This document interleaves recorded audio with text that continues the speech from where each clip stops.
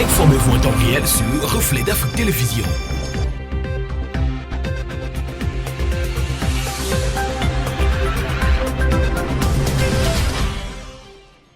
Madame, Monsieur, bonsoir. Le rendez-vous de l'information du soir sur Reflet d'Afrique Télévision.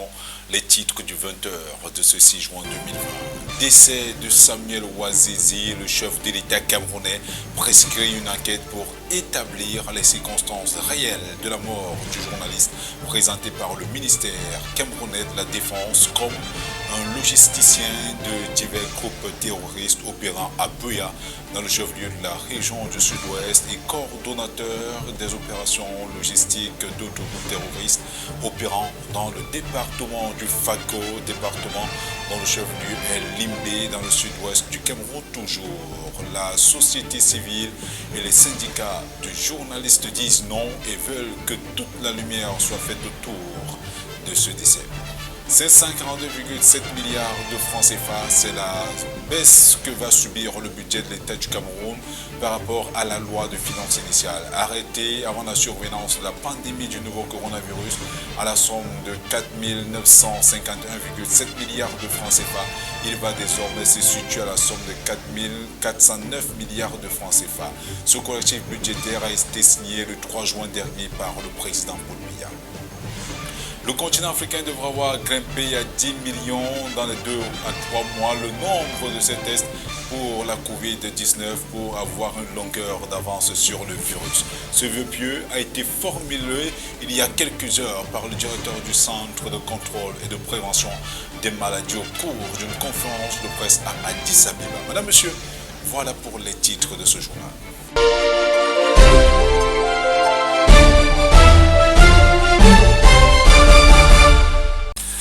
Bonsoir une fois de plus. Nous l'annoncions en titre, le chef de l'État camerounais Paul Biya vient de prescrire une enquête pour établir les circonstances réelles de la mort du journaliste Samuel Ouazizi présenté par le ministère camerounais de la Défense comme un logisticien de divers groupes terroristes opérant à Buea dans le chef-lieu de la région du Sud-Ouest et coordonnateur des opérations logistiques d'autres groupes terroristes opérant dans le département du Fako, département dont le chef-lieu est Limbé, dans le sud-ouest du Cameroun. Toujours, la société civile et les syndicats des journalistes disent non et veulent que toute la lumière soit faite autour de ce décès. Les précisions dans ce reportage de Blanchard Thierry Sopp.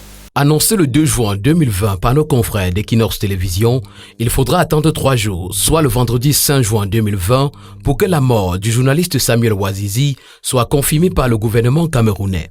En service à Chillen Media Television, une chaîne régionale au sud-ouest, Samuel Ouazizi avait été arrêté le 2 août 2019 à Ekona dans le département du Fako avant d'être transféré à la 21e brigade d'infanterie motorisée pour exploitation, d'où il sera conduit au service central de la recherche juridique de la gendarmerie nationale à Yaoundé le 13 août, selon le ministère de la Défense.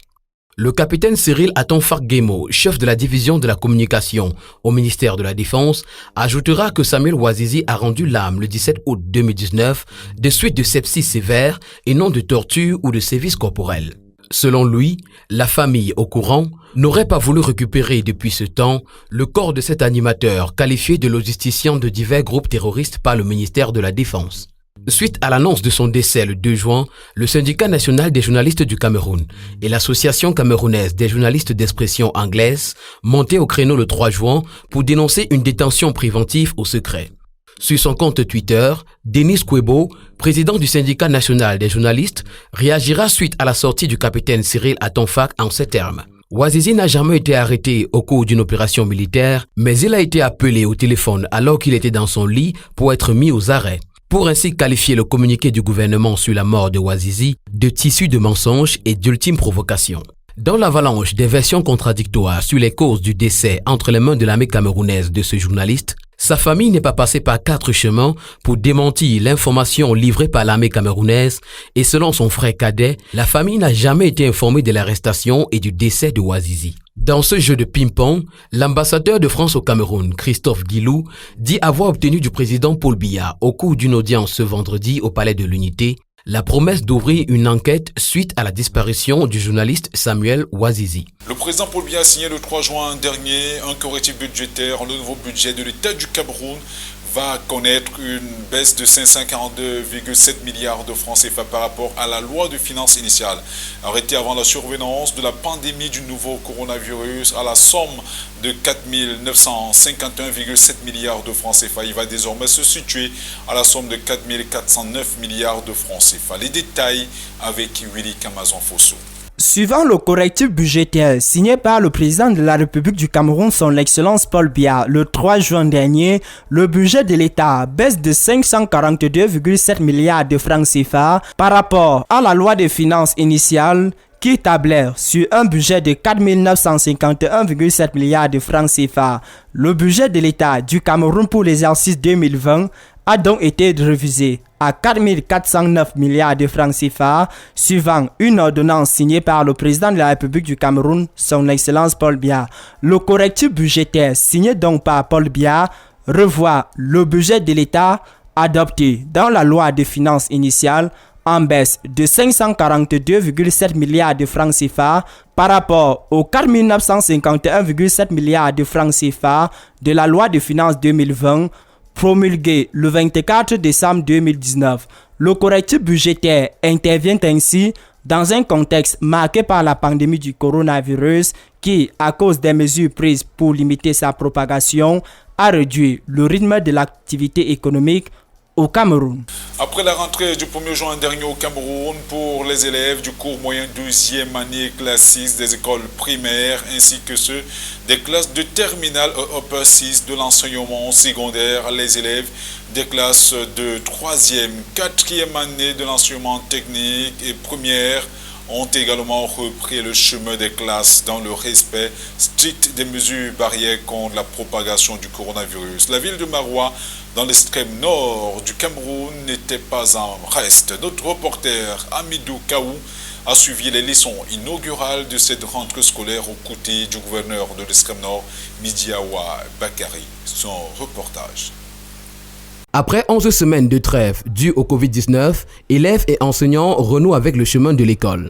Dans l'enceinte des établissements, des mesures barrières telles que la distanciation physique, le port du masque de protection, le lavage de mains et le passage au thermoflash étaient de mise et les leçons inaugurales dans les salles de classe étaient lancées.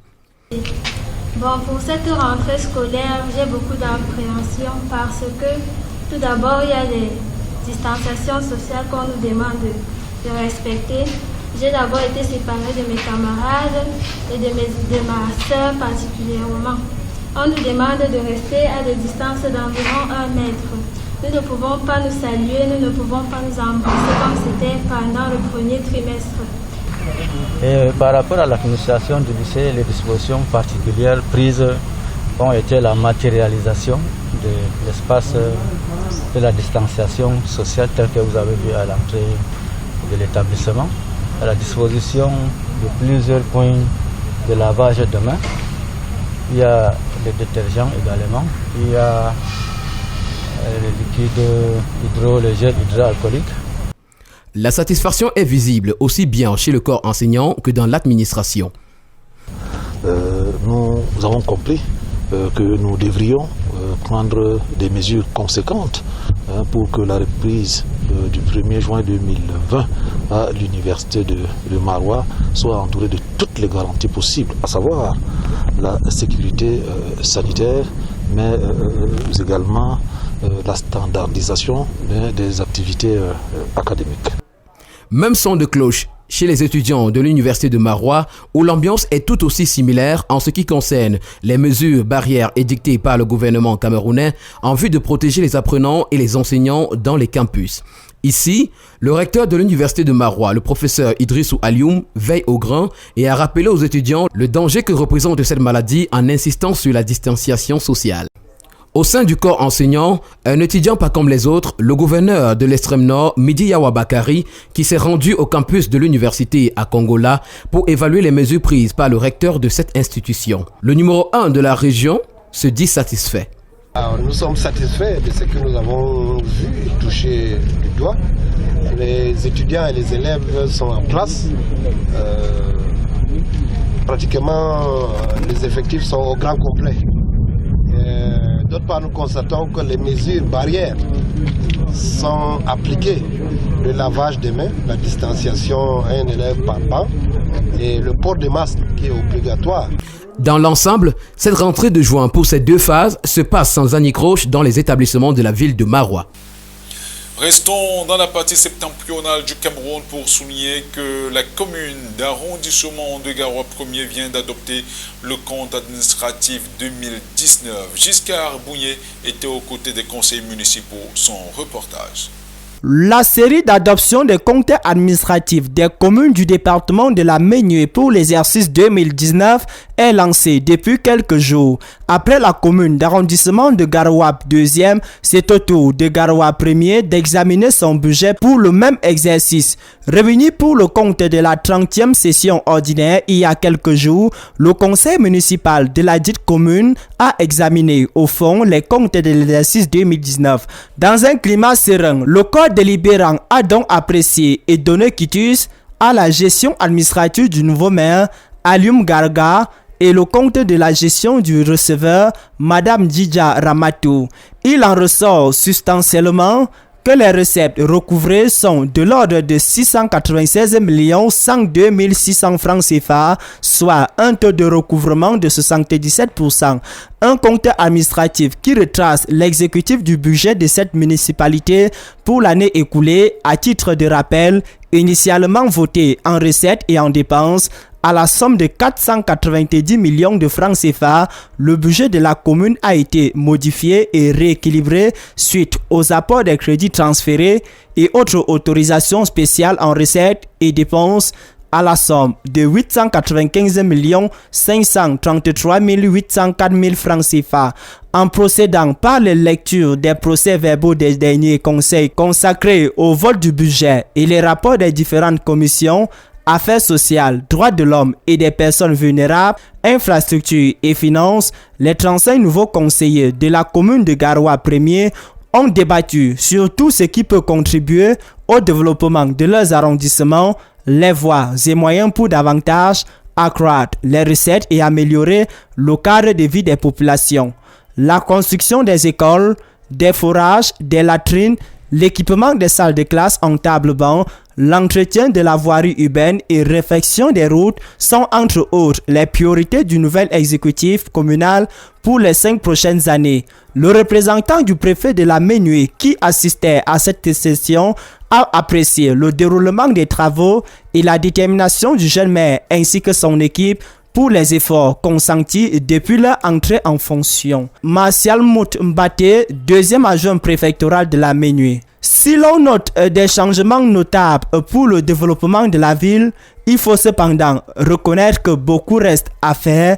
Le nouvel exécutif de la commune, conscient de ce lourd fardeau, en appelle aux valeurs d'humanisme de ses pairs afin que tous ensemble y participent activement à la mise en œuvre de l'action municipale pour le bien-être de tous. Restons à Garoua, précisément dans le 3e arrondissement, pour souligner que les responsables du laboratoire national vétérinaire de Boké dans le nord-ouest, récemment nommés par décret du chef de l'État camerounais Paul Biya, viennent d'être installés à leur nouvelle fonction par le Dr Taïga, ministre camerounais de l'élevage, des pêches et des industries animales. Le point dans ce reportage de Giscard Aman Bougné.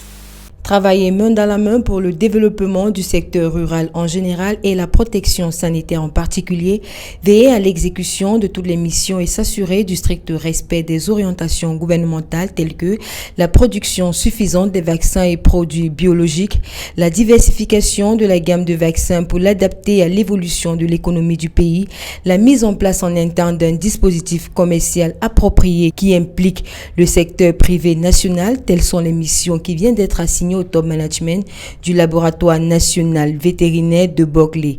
Installé dans leur nouvelle fonction le 4 juin 2020 par le ministre de l'Élevage, des Pêches et des Industries animales, le président du conseil d'administration Moussa Yaya et le directeur général, le docteur Abel Wade, sont des hommes pétris d'expérience dans le domaine. Pour tenir le cap ou pour faire mieux que leurs prédécesseurs, ils ont promis de travailler en synergie avec leurs collaborateurs afin de combler les attentes placées en eux. Nous avons reçu des orientations très précises de la tutelle technique, n'est-ce pas, pour renforcer la compétitivité de cette structure ô combien importante, n'est-ce pas, pour notre pays. Je voudrais réitérer, comme l'occasion se prête, n'est-ce pas, ma reconnaissance, la grâce à Dieu Tout-Puissant qui a permis qu'on soit à ce poste. Et deuxièmement, je voudrais signifier ma reconnaissance, n'est-ce pas, à la très haute confiance qui a été placée à ma modeste personne par le président de la République. Son Excellence Paul Biya pour cette marque de confiance qu'il a mis à ma modeste personne. Je m'engage à faire fonctionner le LANAVET et à l'œuvre aussi, et sur le plan national et international. Et je remercie particulièrement le DG sortant, Dr Abdelkadir Soulé, pour m'avoir encadré et formé et pour avoir géré cette structure. Aujourd'hui, vous voyez, cette structure est fonctionnelle. C'est grâce à son expertise, nous sommes très reconnaissants, toute la nation tout entière. Les organisateurs de cette cérémonie n'ont pas dérogé à la règle. Ils ont mis en pratique les directives édictées par le gouvernement camerounais en matière de lutte contre la pandémie du nouveau coronavirus, occultant même les réjouissances qui accompagnent l'installation des responsables d'un tel acabit. Créée le 8 octobre 1990 par l'État du Cameroun, la NAVEL a pour mission principale l'analyse des prélèvements d'origine animale, pathologiques ou non, afin de poser des diagnostics, la production des vaccins à usage vétérinaire et humain, l'étude et la surveillance des maladies animales, pour ne citer que celle-là. Le continent africain devrait voir grimper à 10 millions dans les 2 à 3 mois le nombre de ces tests pour la Covid-19 pour avoir une longueur d'avance sur le virus. Ce vœu pieux a été formulé il y a quelques heures par le directeur du Centre de contrôle et de prévention de maladies au cours d'une conférence de presse tenue à Addis Abeba. Les données actuelles indiquent un taux de 1700 tests pour 1 million de personnes sur le continent, bien loin derrière les 30 000 tests pour 1 million d'habitants au Royaume-Uni et les 37 000 tests pour 1 million en Italie, a précisé John Kingasson. Dans la matinée de jeudi, l'Afrique avait enregistré un total de 162 000 cas et 4 600 décès depuis la survenance de la pandémie du nouveau coronavirus, pour une moyenne de 5 400 décès dans les 7 jours écoulés. Ces chiffres pourraient augmenter au fur et à mesure que les pays assoupissent les mesures de restriction prises pour enrayer l'épidémie. Le CDC Afrique a déjà contribué à 2,5 millions de tests aux membres de l'Union africaine. Et cette plateforme vise d'ailleurs à aider le continent africain à lutter contre la Covid-19, et ce qui a permis de sécuriser 15 millions de tests pour les mois à venir, les 6 prochains mois, a précisé d'ailleurs John Kingasson. La Banque africaine de développement vient de faire un don de 10,8 millions de dollars américains, soit 6,3 milliards de francs CFA, pour lutter contre la Covid-19 dans la zone de la communauté économique et monétaire des États de l'Afrique centrale. L'ambition de la banque est de bâtir une réponse coordonnée et efficace face à la pandémie à travers l'amélioration de la résilience du système sanitaire et des populations pour une réponse régionale efficace à la Covid-19. Ce programme prévoit notamment la fourniture d'équipements de protection aux agents de santé, la mise à disposition des kits sanitaires et des kits de test, la fourniture d'ambulances médicalisées aux structures sanitaires à temps après auprès de la BAD. Cela inclut également la formation des agents communautaires pour la recherche et le suivi des contacts et la sensibilisation des populations sur les mesures de prévention. L'appui aux structures de santé sera fait pour la prise en charge des cas notamment les plus sévères. Les 3 objectifs recherchés sont l'amélioration de la prévention et le renforcement du contrôle de la pandémie de Covid-19 en Afrique centrale, l'amélioration des capacités techniques et opérationnelles des institutions sanitaires, le renforcement de la résilience des populations et une meilleure coordination pour la gestion de la Covid-19 au niveau régional. Entre crise sanitaire et conséquences économiques, scrutin de mars et d'octobre, constitution, le président guinéen Alpha Condé est sur les feux de la rampe. Leslie Fumba. Malgré ses 82 ans, le président Alpha Condé n'est pas prêt à lâcher prise. À moins de 6 mois d'une élection présidentielle à laquelle rares sont ceux qui doutent encore de sa candidature, il combat le coronavirus comme il avait combattu Ebola. Cela n'occulte en rien que depuis de nombreux mois, le pays d'Alpha Condé traverse une zone de turbulence. Entre la crise économique, les manifestations contre un refus du peuple pour une modification de la Constitution et la pandémie de la Covid-19, la fin de mandat de cet octogénaire n'est pas de tout repos. Avec une population de plus de 13 millions d'habitants, l'homme qui sort à peine d'une épidémie de la fièvre Ebola qui a endeuillé des milliers de familles en faisant officiellement plus de 2500 décès, se bat nuit et jour contre la crise sanitaire et économique. Selon le président, son peuple n'a pas de difficulté à respecter les règles pour se protéger de la Covid parce qu'il s'est familiarisé à cela pendant la lutte contre l'épidémie Ebola. Le pays compte à ce jour 3991 cas confirmés, 2512 guéris et 23 décès. À moins de 6 mois de l'élection présidentielle, ses adversaires du Front national pour la défense de la Constitution ne souhaitent pas voir Alpha Condé se présenter en octobre. Madame, Monsieur, c'est sur cette information que nous mettons un terme à ce journal. Merci de l'avoir écouté. Surtout, continuez à suivre l'information sur toutes les plateformes médias de Reflet d'Afrique Télévision, notamment sur notre chaîne YouTube, notre page Facebook, notre page Instagram, mais également sur Twitter. N'oubliez pas de faire un tour sur notre site internet à l'adresse www.refletdafriquetv.com. Bon week-end à tous et au revoir.